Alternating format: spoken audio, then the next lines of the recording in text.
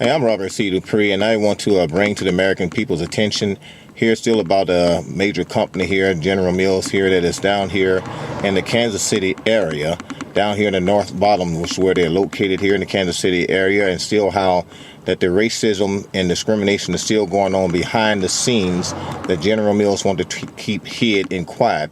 And it has been a major pattern that shows that this company do practice racism behind the scenes against minorities as well as the blacks or either the Hispanic. And here's a young man who will give me and had given he wanted to give his full confession of how he was discriminated against here in 2013, where they have terminated him and September 16th of 2013 because his relief girlfriend had called and also unfortunately lied about his relief hands had been broken or whatever it is, and she began to cuss and threaten him when he had informed him that she needed to inform the company of such. Well, anyway, we just want to let him hear, let the American peoples hear what he has to say concerning these issues and things.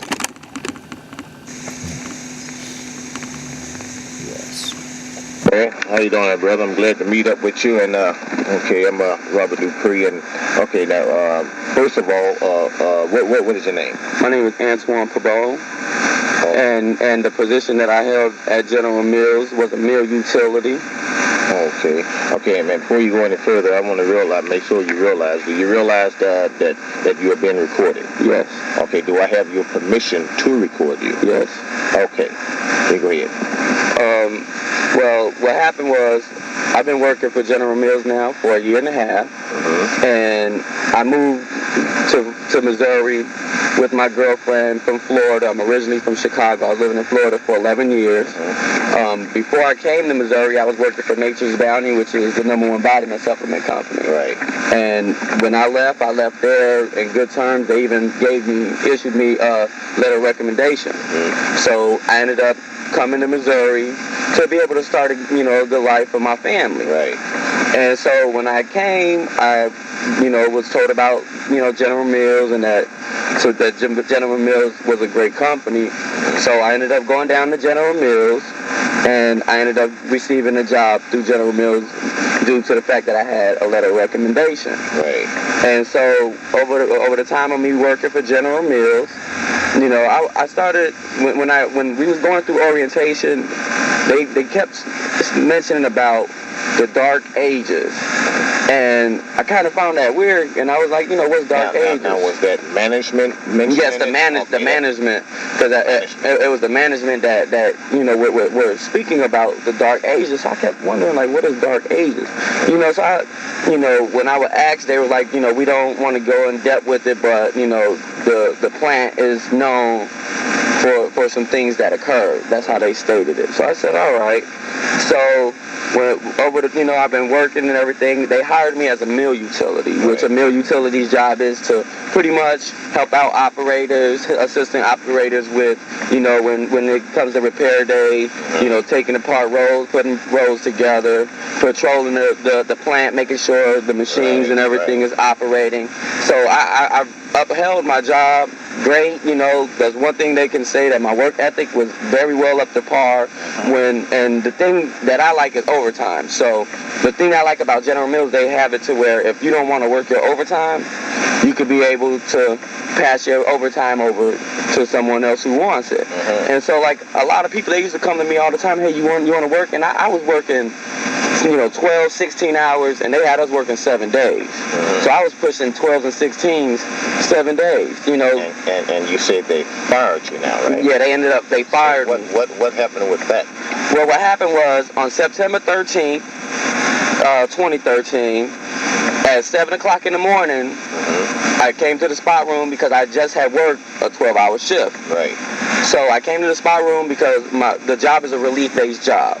So when I came to the spot room at 7 o'clock, expecting my relief to be there, I acknowledged that my relief wasn't there. So then I waited, gave it a good 5 minutes and acknowledged that my relief still wasn't there. Right. So I ended up contacting a team leader, and I asked the team leader, by any chance, did my relief call the call-off line? Because when you call off, there's a call-off line you're supposed to contact. Right. So when I spoke to my team leader in regards to my relief not being there, I said, hey, can you check the call-off line and see if he called off? My team leader then stated to me, he said, well, I checked the call-off line, and he did not call the call-off line. So I then stated to my team leader, is there a possibility that you can contact my relief and see if he's on his way? Because I've been working 12s, and they really don't like us to work 16s. Right. And I had somewhere I had to be that morning that was, that was important. Okay. And so my team leader then stated to me, he said, well, do you have your release number? Because as of right now, I'm busy, and I won't be able to get to him right now.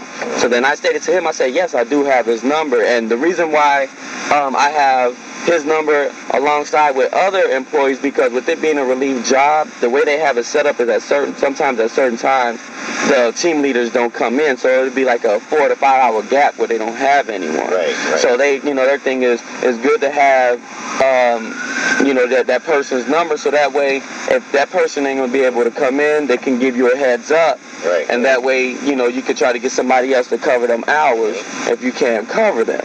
So I stated to my team leader, I said, yes, I have his number. And so my team leader stated to me, said, well, if you have his number, go ahead and contact your relief. Right. And inform your relief that is he coming in. So I told him, I said, okay, well, I'm going to try to get in contact with my relief then, since you gave me the permission to call him. Right. So right after I hung up with my team leader, I contacted my relief, and I asked my relief, I said, hey, are you on your way to work? But before I got in contact, the first 2 times he didn't pick up, the 3rd time he answered. When he answered, I said, hey, are you on your way to work? I've been working 12 hours, and you're supposed to be here at 7. My relief ended up stating to me, he said, I just woke up. I said, well, I have somewhere I have to be, and are you coming in? He then stated to me, he said, well, look, everybody has somewhere they need to be, and I just woke up. I'll be in. So I then stated to my relief, I said, well, I'm going to go ahead and inform the team leaders that you just woke up and that you'll be here. Right. So then that's when I hung up. That's how we ended it. I didn't say anything additional. Okay. So then right after I hung up with him, I then contacted my team leader, and I told my team leader, I said, hey, I got in contact with my relief, and my relief just stated to me that he just woke up and that he would be here. And I stated to him, I said, I just worked at 12. I really have somewhere I have to be. And the day before, my relief called out, and I had worked a 12-hour shift, and they allowed another employee to come and relieve me. And so that way I can go, because they, again, like I stated, they don't want nobody really working 16. Right. But if it's necessary, they will allow it.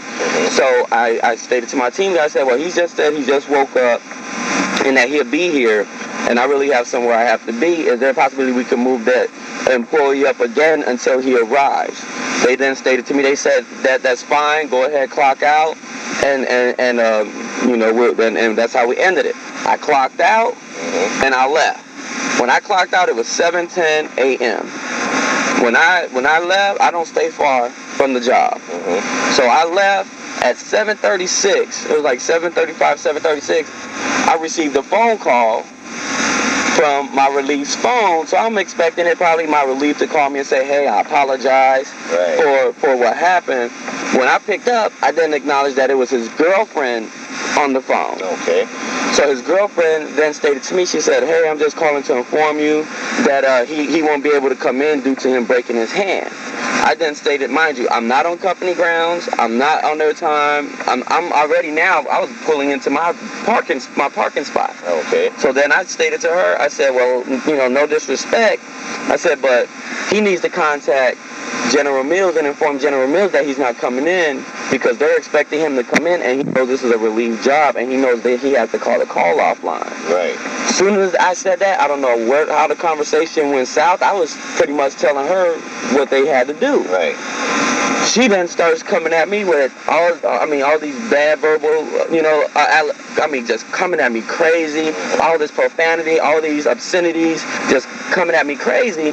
And she began to make threats towards me, towards my family, telling me, I'll F your family, F you, I'll whoop your ass, I'll whoop your girlfriend's ass, and your child. I don't care about your family. So I'm like, whoa. Now, this is your relief girlfriend coming at me like this. So I'm trying to tell. I'm like, whoa, because I'm trying to figure out where this coming from. Like, why are you coming at me crazy? I was speaking to you in the proper term, Right. and I'm actually helping you out by telling you what the proper procedure was, because mind you, it's 7. He got till 8 in the employee handbook on the call off. When you call off, you have an hour. Or else, because we go by the point system, you get 3 points. So I'm trying to tell you, look, y'all, why are you coming at me? I'm trying to tell you he need to contact the job. But while I'm telling her, whoa, to try to get some type of insight on where everything went wrong, her last statement was, whoa, nothing, motherfucker, fuck you, bitch, and hung up. So I'm like, oh, no. You guys call my phone, you cursing me out, making threats and everything towards me and my family because I told you that you had to contact the job. Wow. Like, I'm helping you out. Okay. So then I tried to call back. They didn't pick up. So it went to voicemail, and I left a voicemail, and don't get me wrong, it wasn't a pleasantful voicemail, but I'm like, in the voicemail, I stated to him first, I said, if you can't handle the job, and the job is too much for you, you need to contact General Mills and inform General Mills that you can't handle the job.